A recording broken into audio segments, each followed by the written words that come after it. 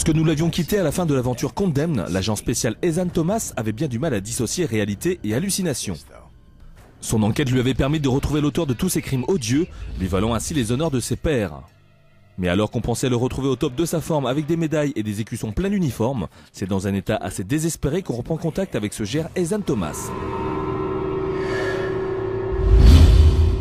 Les cheveux gras, le regard vide et le teint jauni par l'alcool, notre ancien flic modèle passe ses journées dans un bar malfamé afin de chasser les démons avec qui il rentre en contact régulièrement. Traînant avec les clodos du coin, ce dernier est devenu un personnage vulgaire, jurant à tout va et préférant rester seul comme pour fuir une réalité qui n'est pas la sienne. Il faudra attendre qu'il apprenne la nouvelle de la disparition de l'un de ses anciens coéquipiers pour que M. Thomas daigne enfin reprendre son insigne de flic sans peur et sans reproche.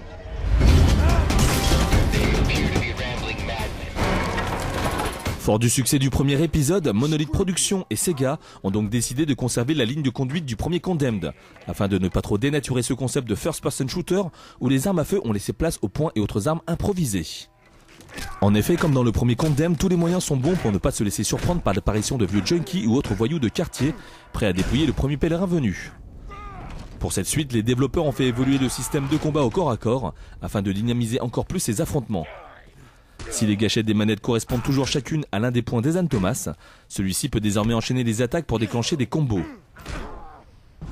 Au fur et à mesure de la progression du jeu, la liste des combos s'agrandit, ce qui permet à notre flic déchu de filer des attaques plus puissantes, des uppercuts, ou mieux encore de réaliser quelques finishings qui se terminent soit par un craquement d'os, soit dans une mare de sang.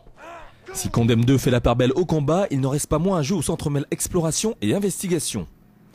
Aussi, dans la lignée de son aîné, l'aventure est ponctuée de séquences de recherche où il va falloir jouer les experts scientifiques. En effet, étant donné que notre ami Ethan Thomas est à la poursuite d'un autre serial killer, l'enquête dans laquelle il s'est empêtré recèle quelques macabées qu'on aimerait parfois éviter. Un homme avec la cage thoracique perforée ou bien encore une femme décapitée à la scie et portant de grosses lacérations dans le dos, il va falloir avoir le cœur accroché pour supporter la vue de ces cadavres, parfois en état de décomposition. A l'instar du premier épisode, Condemned 2 est construit de telle manière que le joueur reste happé par son scénario qui donne envie toujours d'aller plus loin. Quel est donc l'auteur de ces crimes odieux? Mr. X est-il vraiment mort? Pourquoi Van Dorn a-t-il fini le thorax explosé? Autant de questions qui trouveront leur réponse au fil de l'aventure, aventure qui se boucle en une bonne dizaine d'heures.